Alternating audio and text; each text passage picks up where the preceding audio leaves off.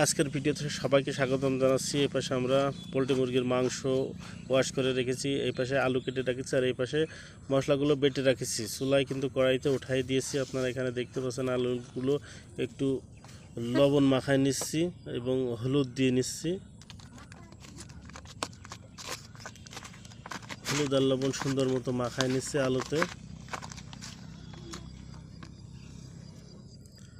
কড়াই চুলোতে গরম হয়ে গেছে, কড়াই তেল দিয়ে দিলাম। আলুগুলো প্রথমে আমরা সুন্দর মতো ভেজে নেব। গরম হয়ে গেছে তেল, আলুগুলো ভেজে নিচ্ছি। মাংস দিয়ে রান্না করবো, যার কারণে একটু আলু ভেজে রাখছি। ভেজে নিলে আলুটার স্বাদ একটু বেশি আসে, যার কারণে কিন্তু আমরা আলুটা সুন্দর মতো ভেজে নিচ্ছি। আপনারা এখানে দেখতে পাচ্ছেন যে আমাদের আলু ভাজা শেষ হয়ে গেছে। এবার আমরা কড়াই তেল দিয়ে দিয়েছি, দিয়ে বাটা যে সকল মশলা ছিল, সকল ধরনের মশলা কিন্তু এর ভিতরে আছে।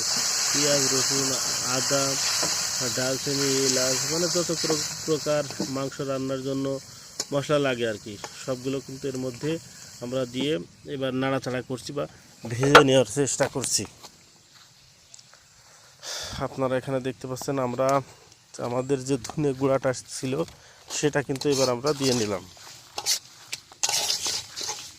মশলাটা যত সুন্দর করে ভাজবো তত সুন্দর টেস্ট হবে খাবারের, যার কারণে কিন্তু আমরা মশলা জোরালোভাবে কিন্তু ভালো করে ভেজে নেওয়ার চেষ্টা করছি। মুরগির মাংস এমনি স্বাদ না হলে আসলে ভালো লাগে না, যার কারণে একটু স্বাদ যদি বেশি হয়, তার কারণে এখানে মশলাটা আমরা বেশ সময় নিয়ে ভেজে নিলাম।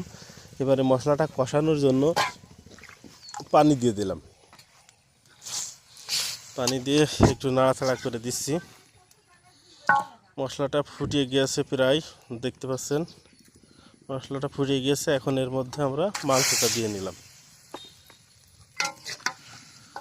আমরা তো আলুটা ভেজে রেখেছি, মাংসটা এই মশলার মধ্যে দিয়ে দিলাম।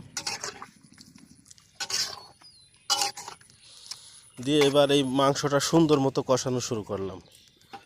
এই মাংসটা ভালো করে কষাই নেব আমরা এখানে।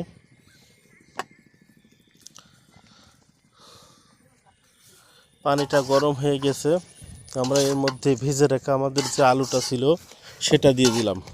আলুটা কিন্তু ভেজে রেখেছি, ভাজা বলতে এই আঁচটা কিন্তু উপর লেগেছে, ভিতরে এখনও আলু সেই পরিমাণ বা পরিপূর্ণ সিদ্ধ হয়নি, একটু বড় বড় সাইজে কাটা, যার কারণে সিদ্ধ হয়নি। তাই আমরা এই মাংস কষানোর মাঝেই এটা দিয়ে নিলাম।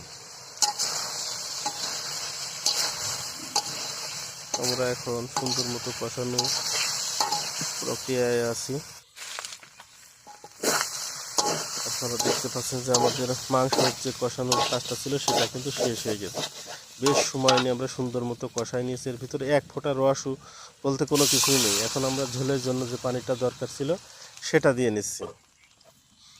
আমাদের রান্না শেষ পর্যায়ে, আর অল্প কিছুক্ষণের মধ্যে আমাদের রান্না কিন্তু শেষ হয়ে যাবে।